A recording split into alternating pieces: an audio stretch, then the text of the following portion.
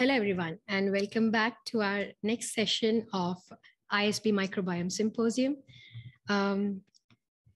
So after Christian's great presentation on how to do genome scale metabolic reconstruction and how to use it, today I'll be talking about the ways in which we have applied these metabolic models for various projects in ISB. So just to introduce myself, I'm Priyanka Baloni, a senior research scientist at the Institute for Systems Biology. And today I'll be talking to you about how the gut influences the brain as well as lifespan. So going over to how we have linked metabolism to the key processes in the system. So as we know, metabolism is a key biochemical process that is involved in maintaining homeostasis in the biological system. And this is one of the common biological process that is across different prokaryotes as well as eukaryotes. And the ways in which we study metabolism is by doing either experiments or by computational models. And when I say computational models, there are various ways in which you can computationally model metabolism, one of which that we touched today was constraint-based modeling. So when we say gut and its influence on the human health, we know that gut microbiome has been studied for quite a long time, and its implication in human health has been studied in detail. So gut microbiome has shown its influence in various human diseases, such as obesity, type 2 diabetes, cardiovascular diseases, metabolic liver diseases, as well as malnutrition. And there have been metagenomic studies in which they have tried to associate the bacterial species and the functional features in metabolic diseases. So we can see here like different microbiomes have their function features which are different in different human diseases. Also, recent findings have suggested that some of the microbial-derived metabolites, such as bile acids, have importance in neurodegenerative disorders. So these bile acids have been studied in different neurodegenerative diseases, such as Alzheimer's disease, Parkinson's disease, as well as Huntington disease. And these bile acids have been shown to implicate different metabolic functions at the cellular as well as the tissue level. As you can see here, the bile acid has been shown to cause different behavioral responses, as well as it induces apoptosis, as well as leads to mitochondrial dysfunction. So the bile acids have been shown like they play an important role in various neurodegenerative diseases. And today I'll be touching upon how we studied these bile acids in case of Alzheimer's disease.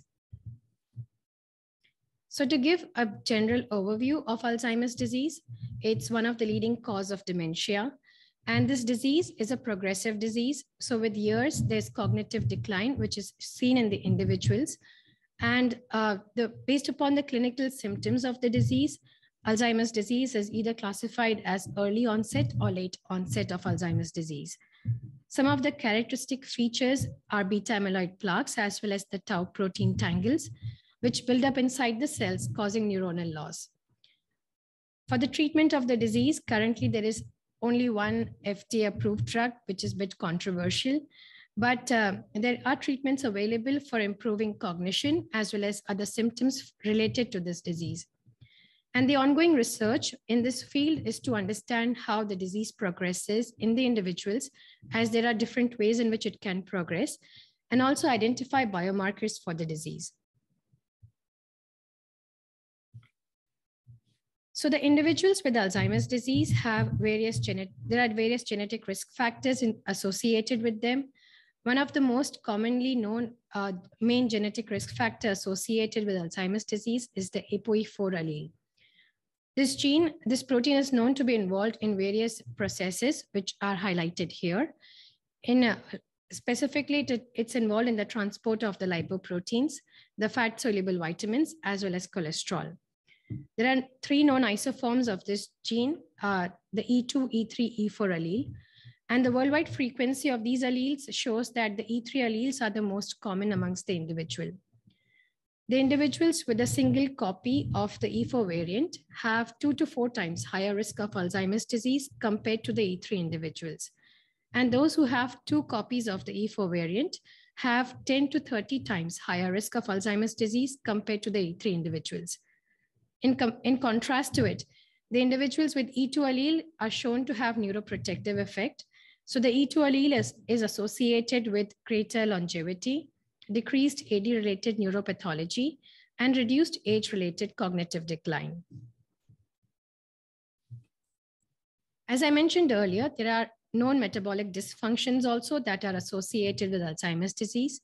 So the focus now is being shifted from the genetic risk factors to the metabolites, which can be used as readouts in Alzheimer's disease. Various metabolites that are part of carbohydrate metabolism, nucleotide metabolism, amino acid metabolism, lipid as well as steroid metabolism have been studied, and their influence has been shown in case of cognitive impairment in the individuals, as well as Alzheimer's disease pathophysiology. So the shift of the paradigm shift in this research area is going towards the study of metabolites in Alzheimer's disease. So one of the study that we published recently in collaboration with our partners from the Accelerating Medicines Partner Alzheimer's Disease was profiling the role of bile acids to understand their role in Alzheimer's disease. We had collaborators from various institutes across US as well as across the globe who participated in this study and helped in finalizing some of the results. So AD-related neurodegeneration has been correlated with metabolic dysfunction, and bile acids have been shown to contribute to cognitive changes, as well as bile acids are produced as a result of cholesterol clearance. So these are the two processes that are interlinked, and that's what we study in case of Alzheimer's disease. As bile acids are produced by the human as well as the gut microbiome, it's important to connect how the gut, liver, and the brain axis plays an important role in case of Alzheimer's disease. Also, a recent study pointed that altered bile acid profile has been associated with cognitive impairment in Alzheimer's disease, Parkinson's disease, as well as other neurodegenerative disorders. So as I mentioned earlier, the primary bile acids are synthesized in liver, and the secondary are produced by the gut microbiome. And in case of the neurodegenerative disease, one of the key findings that was published recently showed that the serum concentration of the primary bile acid, that is the cholic acid, was lower, and the secondary bile acids such as the deoxycholic acid, taurodeoxycholic acid, and the glycodeoxycholic acid was higher in the Alzheimer's individual compared to the cognitively normal ones. So the ratio of these secondary to primary bile acids was higher for the AD patients. These bile acids have been linked to AD pathology as well as cognitive decline in the individuals. So the main pathway that is involved in the production of bile acids is the classical bile acid synthesis pathway as well as the alternative pathway. So upon the clearance of cholesterol, the bile acids are either produced by the classical or by the alternative pathway. In this study, we leveraged the post-mortem brain transcriptome data that came from the MPD consortium, and also the metabolomics data. This was a targeted metabolomics data which profiled bile acids in the brain. We built the brain region-specific metabolic networks, which I'll describe shortly, and also leveraged an additional information of the transcriptional regulatory network to identify which transcription factors regulate the metabolic changes that we observe in the individuals. So as I mentioned, the transcriptome data was collected from about 2,000 postmortem brain samples that was generated by 3 different cohorts, the Mayo Clinic, ROSMAP study, as well as the Mount Sinai Brain Bank. We used the information from 7 brain regions, the temporal cortex, cerebellum, the dorsolateral prefrontal cortex, frontal pole, as well as the 3 gyruses, and tried to identify how the expression level changed between the Alzheimer's individuals and the cognitively normal ones. So in this study, we first characterized the genes into different categories, such as for the cholesterol metabolism, we mapped the genes into different categories like the cholesterol regulators, transporters, as well as the ones involved in biosynthesis. So amongst the regulators, we identified the genes such as SREBF1 and 2, the transcription factors that regulate the sterol metabolism. So the variants of SREBF1 and 2 are already known to have association with Alzheimer's disease. In addition to the regulators for cholesterol, we also identified that the ApoE gene, which is the genetic risk factor associated with Alzheimer's disease, was expressed in all the 7 brain regions. In addition to it, the ABCA7 gene, which is an ATP binding cassette transporter, and also a known risk factor for the late onset of Alzheimer's disease, was found to be expressed in most of the brain regions. So from our transcriptome analysis, we identified SREBF1 and 2 as important cholesterol regulators, as well as ApoE gene, ABCA7, and LDLR genes, which were expressed in the brain regions. In contrast to the cholesterol regulators, when we looked into the bile acid regulation, so we mapped these genes into bile acid receptors, transporters, synthesis, as well as the ones which are involved in transcriptional coactivation. So the known bile acid receptor, the FXR, was interestingly found to be not expressed in any of the brain regions. But in contrast to it, we found the transcription factors, the bile acid receptors, such as PPARs, alpha, gamma, delta, RAR, GR, LXRs, as well as RXRs, that were expressed in the brain region. This suggests that instead of the FXRs, these alternative bile acid receptors may play a key role in regulating the bile acid metabolism in the brain. When we looked into the genes that were involved in bile acid synthesis, we identified that the genes that are part of the classical bile acid pathway, such as CYP7A1 and CYP8B1, were not expressed in any of the brain regions. In contrast, the genes that were part of the alternative bile acid pathway, such as the CYP27A1, 46A1, CYP39A1, and CYP7B1, were expressed in the brain regions. So this led us to the hypothesis that the classical pathway of bile acid synthesis is less active than the alternative pathway in the brain. So from the transcriptome analysis, we observed that there was no expression of the genes in the classical pathway, but there was consistent expression of genes in the alternative pathway. In addition to the classical and the alternative pathway, we also looked into literature and identified another pathway called as the neural cholesterol clearance pathway that had genes which were expressed in the brain regions. So expression of CYP46A1 and CYP39A1 genes involved in the neural cholesterol clearance pathway gives us an indication that the alternative pathway as well as the neural cholesterol clearance pathway plays an important role in the brain when it comes to bile acid. In addition to looking at the transcriptome data, we also had targeted metabolomics data that was collected from 111 postmortem brain samples, and which we used later on for doing some of the validation study in our metabolic model. So as Christian presented today about the genome scale reconstructions, so when in the morning, we looked into the microbial reconstructions. Now we look into the human reconstruction. So Recon3D is a human metabolic reconstruction, which has about 10,600 reactions, about 2,200 metabolic genes, and about 6,000 metabolites. Unlike the microbial reconstructions or the microbial metabolic models, which are usually 2 compartments, the genome scale metabolic models for higher eukaryotes are usually multi-compartment. So the human metabolic model has 9 compartments, like the cytoplasm, the extracellular membrane, Golgi apparatus, lysosomes, mitochondria, nucleus, endoplasmic reticulum, peroxisome, as well as a compartment which has been termed as unknown. In addition to it, it has about 102 different subsystems, which are analogous to different metabolic pathways. So we leverage the human reconstruction and also use the transcriptome data that was collected from the postmortem brain samples to make a tissue-specific metabolic network. So we leveraged this human reconstruction and generated brain region-specific metabolic networks using the algorithms that were developed in our group, the MCADRA algorithm. And later, we also tried to make these tissue-specific models into different context-specific models using the IMAT algorithm. So as you can see here, we have, like I have displayed the 7 brain region-specific metabolic networks that were constructed.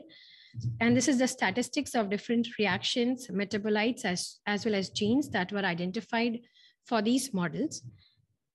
When we compare the genes in different brain regions, we identify like some of these genes were unique for a specific brain region. Also, these reconstructions were made more tissue specific by leveraging information from literature. So from literature, we knew that there is only partial urea cycle pathway that is active in the brain. So we curated the pathway for the brain region specific networks to include only reactions for genes that are expressed in the brain. In addition to the pathways, we also had specific metabolites that could be transported from the cerebral spinal fluid and can cross the blood-brain barrier.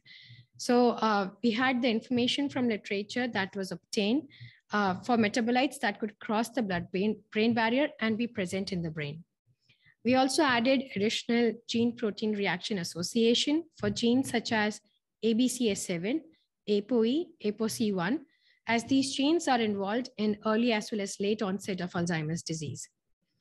We also looked for genes if they are tissue enriched, for which we leveraged the information from the Human Protein Atlas, specifically looking into the genes that are present in the brain tissue. And as Christian mentioned today morning, it's important to define the objective function for a metabolic model. So in this case, in the brain, we know that astrocytes are the most abundant cells in the central nervous system, which help in maintaining the brain physiology. So we adapted the objective function from astrocytes for our brain region specific networks. So once we had the networks in place and we knew we had done the refinement of the networks as well as did the gap filling of them, we then ran these networks and solved them to identify reaction fluxes. So amongst the 6,000 odd reactions that were present in the region-specific networks, we identified 518 reactions that were involved in cholesterol metabolism, bile acid synthesis, as well as transport of bile acids between different compartments. And amongst these reactions, we then did the statistical analysis and identified the ones that were significant between the AD versus the cognitively normal individuals. So amongst the reactions that were involved in bile acid synthesis as well as transport, we identified the reactions that had the genes such as SLC6A6 as well as SLC36A1, which function as taurine transporters. These reactions are found to have significant p-values in AD versus the control individuals. From literature as well as from the metabolomics analysis, we had identified that there is an increased transport of taurine across the blood-brain barrier, and this has been reported for the oxidative stress condition. So it's in concordance with what we observed from our metabolic network.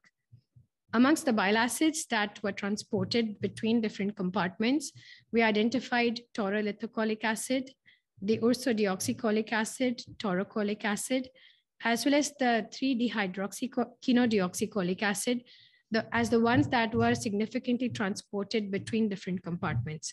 So these were the secondary bile acids that were of importance to us. So the metabolic networks of the brain regions were able to predict the differences in bile acid metabolism in AD versus the control individuals. In addition to doing the analysis between the AD versus the control individuals, we also performed a similar analysis for different diagnoses that were present in the data set, such as AD, progressive supranuclear palsy, pathologic aging, as well as the control. We also looked into differences that were sex specific, as well as based on the ApoE status of the individuals. As I mentioned earlier, we had the postmortem brain transcript metabolomics data available for 111 different brain samples. So we looked into the ratio of bile acids, secondary bile acids, such as the deoxycholic acid, lithocholic acid, taurodeoxycholic acid, as well as the glycodeoxycholic acid. which showed that these bile acids were higher when you compare the ratio with respect to the primary bile acid, which also showed association with AD diagnosis. So the color here in the bars that are represented here are based on the CIRAD score of the individuals. We wanted to then look into different transcription factors that regulate the metabolic changes. So we added an additional layer of complexity on top of the metabolic analysis that we had performed. In our group, Drs. Corey Funk and Paul Shannon have developed the brain transcriptional regulatory network. And this regulatory network is able to inform us the transcription factors and the target genes that they regulate. So from the metabolic analysis, we identified a set of genes that were part of the bile acid metabolism. And from here in this analysis, we identified a set of transcription factors that regulate these metabolic genes. So as you can see here, SREBF2, which is a transcription factor that regulates ABCA1. And we know that variants of SREBF2 have been linked with Alzheimer's disease.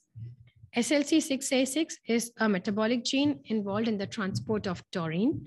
And STAT1 is the transcription factor that regulates SLC6A6, which also plays an important role in spatial learning as well as memory formation. CYP27A1 is the metabolic gene involved in alternative bile acid synthesis pathway, and the transcription factor CREB3L2, which functions in unfolded protein response signaling in neurons, is shown to regulate the metabolic function. Lastly, the gene EBP, which is involved in the last step in the production of cholesterol, is regulated by PU6F2, which interestingly was associated with autism risk. So we have from our metabolic networks the information of how these metabolic genes play an important role in the reactions. And from there, we can identify which transcription factors regulate these metabolic genes. So overall in this study, we had the information that was collected from postmortem brain data that informed us which genes are active in the pathway, as well as we leveraged the brain region-specific metabolic networks that we constructed, and then focused on the bile acid as well as the cholesterol clearance reactions to identify which genes as well as reactions were of interest to us, and then laid an additional layer of the transcriptional regulation to identify the transcription factors that regulate these metabolic changes. So cholesterol clearance leads to the production of bile acids, which are then produced by the bile acids that are produced in the liver as well as the gut microbiome. And from the metabolomics analysis, we identified that the increased level of secondary bile acid, such as the deoxycholic acid, to primary bile acid, like the cholic acid, was strongly correlated with cognitive decline, suggesting that there's a strong association of the gut-brain axis in AD pathogenesis. So to go deeper into this gut-brain axis and its link to Alzheimer's disease, so the metabolomics data helped us in identifying secondary bile acids that were present in the brain samples, which shows that there's a possible role of gut microbiome in Alzheimer's disease. Our collaborators investigated the presence of these bile acids in the brain in order to answer the question whether these bile acids are present endogenously or whether they are transferred via the blood-brain barrier. So our collaborator, Dr. Rob Knight from UCSD, did the sequencing analysis, but found no microbes that could be detected in the brain samples. So this suggests that these bile acids are transported to the brain via the blood-brain barrier, which is compromised in Alzheimer's individuals. In addition to doing the metabolomics analysis and the sequencing analysis, a collaborator, Dr. Ines Thiele, performed the metabolic analysis using the Agora models and tried to identify which of the bacterial species were involved in the production of secondary bile acids. So the bacterial species such as the Ruminicoccus species and the Collinsella species synthesized 3-DCA as well as the ursodeoxycholic acid. They also identified Argentilla lenta, a bacterial species that synthesizes 3-dihydroxyquinodeoxycholic acid, and Clostridioides representatives that synthesize the lithocholic acid. So using a multi-omics approach, we were able to identify how the gut-brain axis plays an important role in case of Alzheimer's disease. In addition to looking at just the bile acids, there are various evidences available in which the signaling between the gut microbiota, the intestinal barrier, and the brain has been studied. Especially in some of the cases, such as the psychiatric disorders, a leaky gut has been reported. So a leaky gut could result in the microbiota-driven pro-inflammatory state with implications for neuroinflammation in many of the neurodegenerative disorders as well as the psychiatric disorders.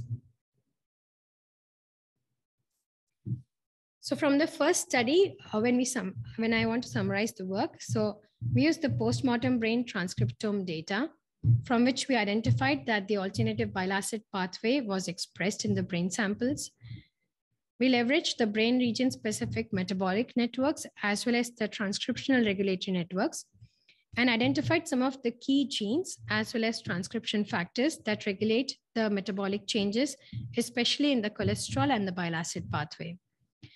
The metabolic networks and the regulatory networks can be used for other neurodegenerative diseases too. Now moving ahead, bile acids do not just have a negative impact on the health, but there are studies in which bile acids have been associated with longevity. A recent study that came out in Nature showed that novel bile acid biosynthetic pathway was enriched in the microbiome of the centenarians. So in this study, they leveraged the data that was collected from the centenarians, elderly individuals, as well as the young population, and compared the microbiome for these individuals. So as we know that centenarians live longer and they display a decreased susceptibility to aging associated illness, chronic inflammation, as well as infectious state. And in this study, the authors demonstrated that the centenarians had a distinct gut microbiome profile. So the first study they did was compare the fecal bile acid concentration of the centenarians, the elderly individuals, the younger population, as well as the centenarians' lineal relatives. And they identified that the lithocholic acids, especially the isolithocholic acid, 3-oxolithocholic acid, 3-oxoallolithocholic acid, isoallolithocholic acid, and the allolithocholic acid, the level of these bile acids were higher in centenarians compared to the other individuals in this study. They also then compared the 68 CE91 derived strains to identify which of the bacterial species are capable of producing the 3-oxolithocholic acid. So they carried out in vitro bile acid metabolism study using the lithocholic acid as well as the 3-oxo-delta-4-lithocholic acid as substrates, and identified 20 bacteriodale species that were able to synthesize the lithocholic acid in this study. So of the 68 bacterial species that were identified and screened from the centenarians' fecal microbiota, the Odoribacteriaceae strains were found to be effective producers of the isoallolithocholic acid. The authors then further went ahead and tried to identify and predict the unique pathway that leads to the production of the isoallolithocholic acid. So they mapped additional reactions as well as identified enzymes that can catalyze the production of these isoallolithocholic acid. They also identified that some of these bile acids have strong antimicrobial activity. So previous studies have shown that secondary bile acids are known to modulate the host metabolic response as well as immune response.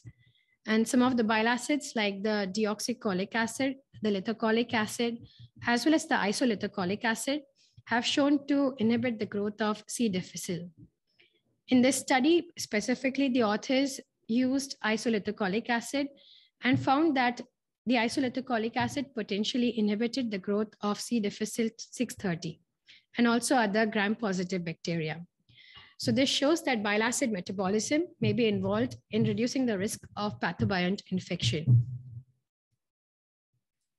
So to summarize the study that showed that some of the bile acids are important for human health, So the centenarian study was performed in which they identified distinct gut microbiome enriched in microbes that are capable of producing the lithocholic acids such as the iso-3-oxo-allo, as well as the isoallolithocholic acid, and showed that the strain, the Odoribacteriaceae strain, was effective producer of the isoallolithocholic acid.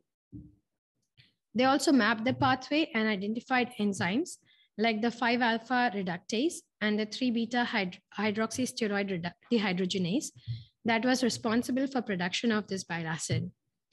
They also did additional experiments and showed that the isoallolithocholic acid had potent antimicrobial effect, and it was effective against the multi-drug resistant pathogens, including the Clostridial difficile as well as the Enterococcus species. So the specific bile acid metabolism may be involved in reducing the risk of the pathobiont infection and thereby potentially contributing to maintenance of intestinal homeostasis in the centenarians. In addition to looking at bile acids, there is more to the story. So if we look at the various gut microbiome and the proteins and metabolites that they secrete, so some of them have been studied in detail for other diseases such as the Parkinson's disease, the motor neuron disease, as well as autism spectrum disorder. And these have been shown, like these proteins as well as metabolites have been shown to be altered in the individuals with these diseases. I would especially like to thank the team at ISB who helped and supported in this work, especially Nathan and Lee, as well as Corey, Paul Shannon, and James Yerkovich. And my collaborators who were very helpful in giving all the useful comments and also doing the additional analysis to validate some of our findings. And special thanks to the coordinators as well as the amazing ISB team who put together this entire theme for the ISB Virtual Microbiome series. And thank you all for your attention. I am happy to take questions. So one of the question is, does this gut-brain connection to Alzheimer's disease suggest that diet might be a viable tool for reducing AD risk? It is true that diet might be a viable tool, and also because of the recent findings of different bile acids as well as other metabolites that are altered in the individuals, there are various companies which have come up with supplements that can be useful for preventing as well as preventing these diseases in the individuals.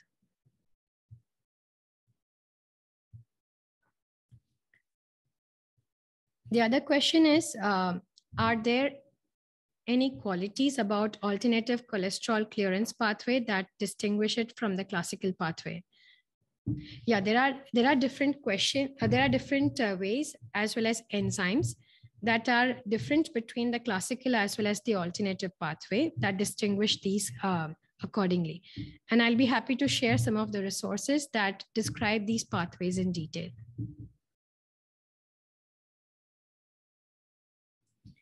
The other question by A.B. Johnson is curious if you have been looking at historic biobank databases, IDing individuals who later developed neurological disorders, including AD, and looking for metabolic signatures 20 to 30 years ago. That makes sense compared to data you are now identifying today. So just to clarify, the data that I presented today was mostly from the postmortem brain samples, but we have data from the blood serum that is available, which had been biobanked for the same individuals. So we are performing the longitudinal analysis of these samples to identify some of the signatures that we identify from the brain. So we might be able to connect how these changes that are present in the blood can be translated to the brain.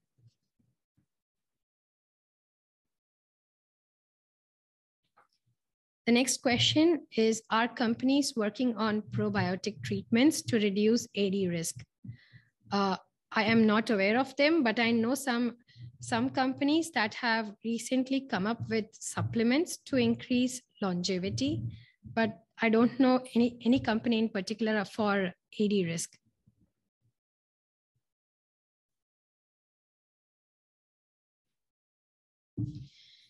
The other question by Earl Edward is, I think you said it already, but could you reiterate the insight that transcriptional regulatory network analysis added to normal multi-omic analysis?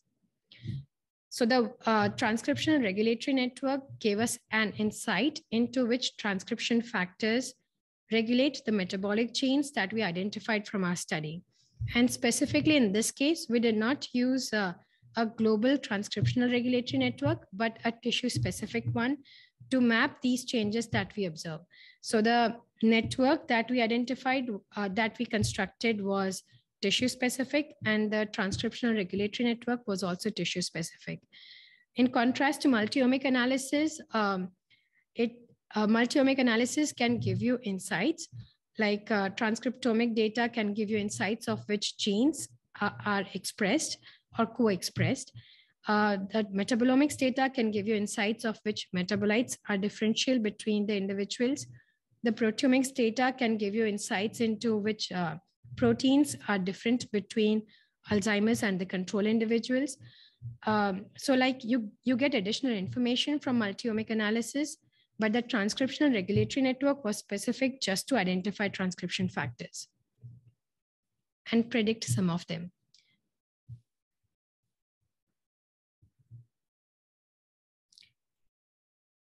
So that's an interesting question.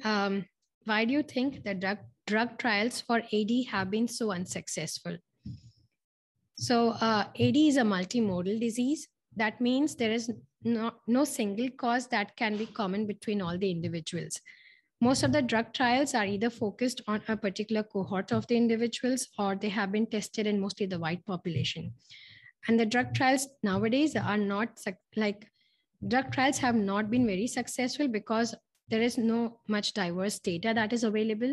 And also like most of them are targeting either the tau pathology or A beta accumulation. But there are other factors also that can be implicated in Alzheimer's disease that are still being discovered.